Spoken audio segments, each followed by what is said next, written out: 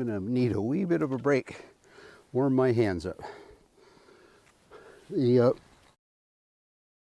lot of people ask why I've always got a musket with me. Well, in the time period that we portray, they always did. And when I think of living history, I think about immersing myself in it. So they either had the gun in hand or at hand at all times. And so by doing so, it helps me put me in the mindset of living 250 or so years ago. And I thought today would be a grand time to talk a wee bit of history, about history itself, why it's important, why some people find it boring, why I find it fun. And you might be asking yourself, well, you darn fool, you're peeling logs, that can't be fun. But I'm there, I'm back 250 years ago, I'm using the tools that they used, I'm using construction methods that they used, and for me, it's a hobby, obviously, but it's an important one to me that when I'm doing it, that I try to do it as much as possible as they did. So I'm going to throw in a little bit of my family history, a wee bit. I don't know a lot. I know my grandparents all hail from Ireland. And no, not Scots Irish, just Irish. So I'm going to throw in a little family history. As I say, I don't know a lot. And I think it's sad, because often we can find out our genealogy, where we came from, that sort of thing. But more often than not, our histories are lost to just that history. So I'm going to warm up. I think I'll finish this log first, actually, because today's a bit of a record. I've done 13 logs, and I was going to stop. And not that I'm superstitious, but I got thinking, well, maybe there's some truth to it. So I'm going to do 14, and then I'm going to go and warm up. And hopefully Kathy's got some coffee on.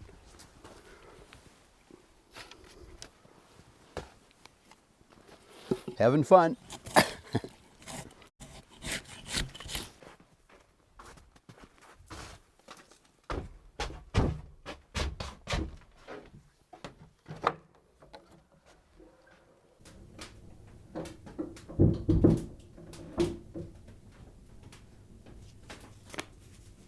How goes it, Master Seamstress? Well, I think I'm on the last panel. I've got that, hoping this measurement I took of your head, this rough measurement works, because what I've done is quartered it, because there's 4 panels. And then, as Nancy suggested, I've added 1/4 inch seam allowance to each panel. So Nancy, thanks for the pattern, and I'm hoping it's going to work. This is the last piece. And stitch it onto this one, which will be the inside, and this one will be the outside, and hopefully it'll be it.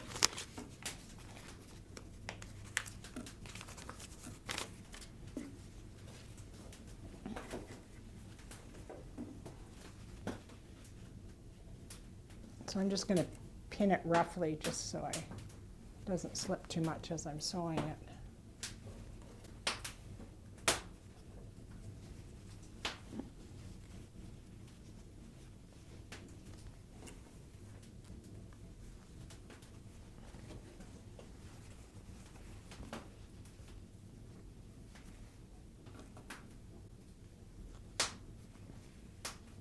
Peter, why don't you grab a coffee? It's all hot by the fire, and I'll just maybe join you and finish sewing this up.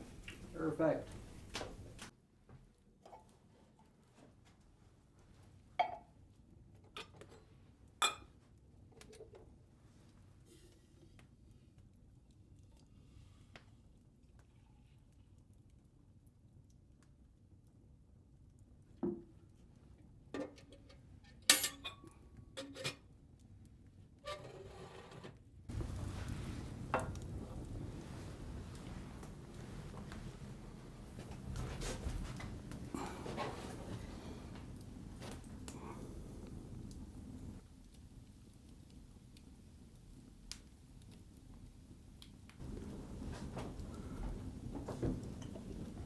I'll join you.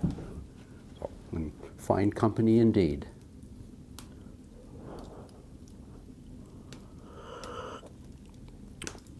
Oh, and the best cup of coffee ever.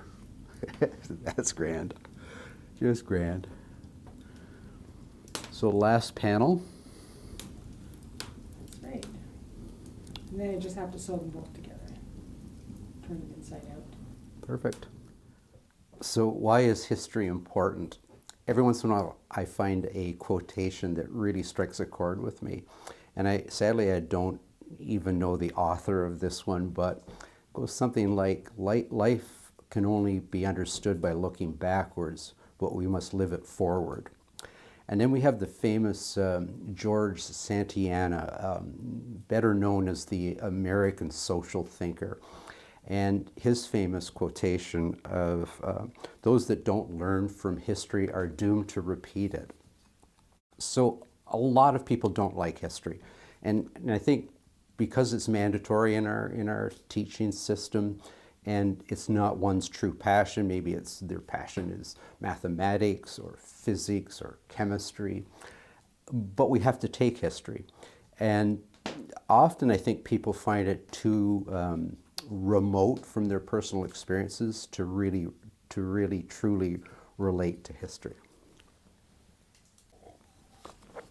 If I think back in my personal life of meeting someone new, and you're striking up a conversation, and often that conversation will lead to one's interests and passions and hobbies. And I can think back when I tell people, well, my true passion is history, they go, oh my, that must be boring.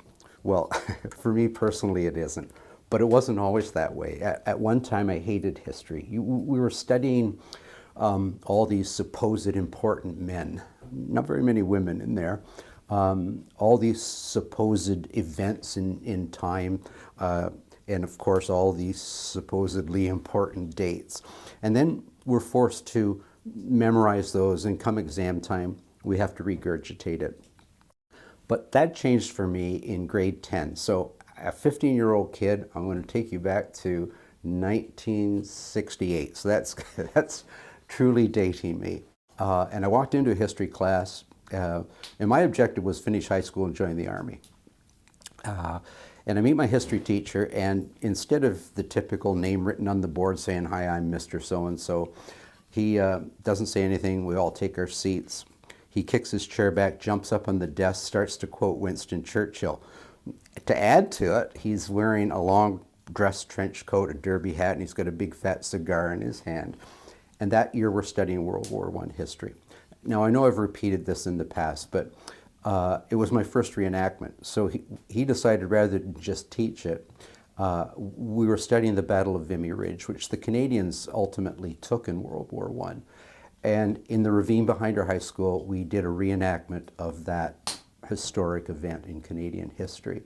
And I've never looked back in terms of history as a lifelong passion. And a good example of how a good teacher can impact young, impressionable minds. But before I go on with my ramblings, I should point out that history teacher also found World War I uniforms, Ross rifles, firing pins removed, and it's about as authentic a costume as a reenactor could possibly get. The real McCoy, you might say. So why is history important? First and foremost, it allows us to look at mankind's greatest achievements. Man on the moon comes to mind. But it also allows us to look at some of the worst. And I guess in my mind, splitting the atom might fall into that category. It also allows us to delve into the amazing and diverse cultures of the world, which I guess essentially lets us know what it's like to be human. They say we're living in crazy times, but if one does study history, you'll see that it's always been crazy times. So a little personal family history.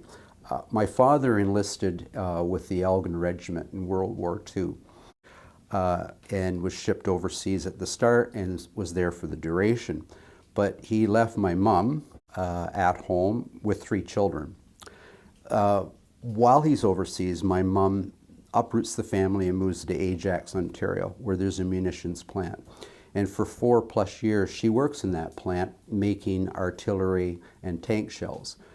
Perhaps the same shells that my dad would have used in the tanks he drove. So that's a little personal history. But if you think about crazy times, and I'm going back to the 30s, when they'd be sitting around the Kelly kitchen, and conversation no doubt would lead up to the world was on fire. The world was watching Hitler rise to power, and the inevitable was about to happen. So those discussions went on. Now, I wasn't born till after the war. After my father got back from the war, there were 3 of us born after. My mother always wanted to have 6 kids, and she got them. I was born when she was, I believe, 43, and my youngest sister at 45. Anyway, that is a wee bit of my family history. And as I mentioned at the start of this conversation, we often can find our genealogy. We can often find where we came from, but the family stories are lost. And people have shared their family stories with us on our comment section, and we absolutely love it. And I'm envious of those that can actually, some trace their roots back to the Mayflower. They've got great somethings that fought in great wars, and I find that fascinating. If you think about it, by studying history, we're able to look at the root causes that cause world conflicts, like the First World War, the Second World War, and wars that are going on today.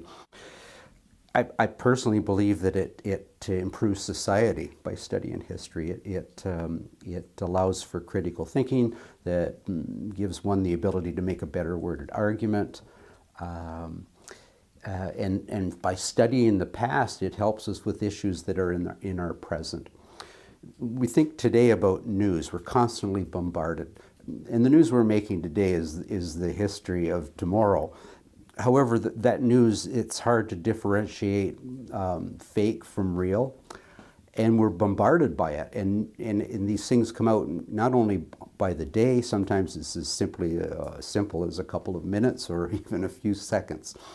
However, the history I'm talking about is much older than that. It gives us the ability to, the inspiration and the ideas that can literally help society in our modern world. Anyway, that's wasn't meant to be lectures. It was meant to be simply my opinions on why history is important. And I'll leave you with one final little bit of my personal family history, and that'd be my wee Grandma Kelly. Now, she was 99 and 9 months old when she passed. She was born in 1873 and she passed away in 1972. And I love that woman dearly. I could sit by her. She had a little rocking chair, an old rocking chair, a little smaller than this, because she was a wee bit of a thing. And she knit, so she'd be constantly knitting, but she was constantly telling stories. And if you think about her lifespan, that 100-year lifespan, the things that woman saw, and I know the world's evolving very quickly in terms of technology, but if you think about what she witnessed in her lifespan, she saw first flight. She saw and lived long enough to see man on the moon. She saw the first gas combustion engine. She told me a story of once going to London, Ontario. It was a tiny little town at that time, to resupply, and there was a public hanging going on that day. Anyway, a fascinating woman, and she gave me fascinating history, and I guess perhaps she planted the seed for my passion in history. Anyway, Kathy has finished my workman's cap. I'm gonna, it's looking a little bright for me, a little bit too shiny, so I'm gonna dye it. We did some walnut dyeing a few weeks ago. We're gonna actually use tea today and see how that turns out, see if we can take a little bit of that shine off of it, and yeah, then I'm gonna try it on. Or maybe I should try it on before I dye it, so the dye doesn't stain right down my face.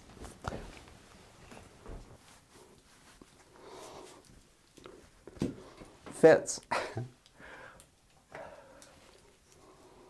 Oh my. You know, you think about it, there's a reason that they were frugal back then, and often this would have been the only person's cap. They couldn't afford to find tricorn like I typically wear.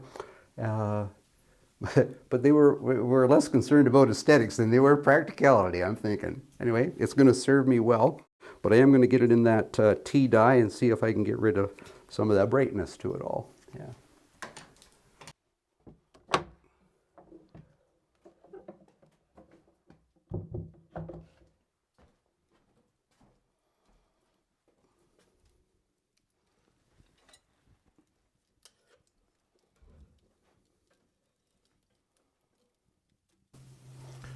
So Kathy has done a very fine job of recreating an 18th century workman's cap.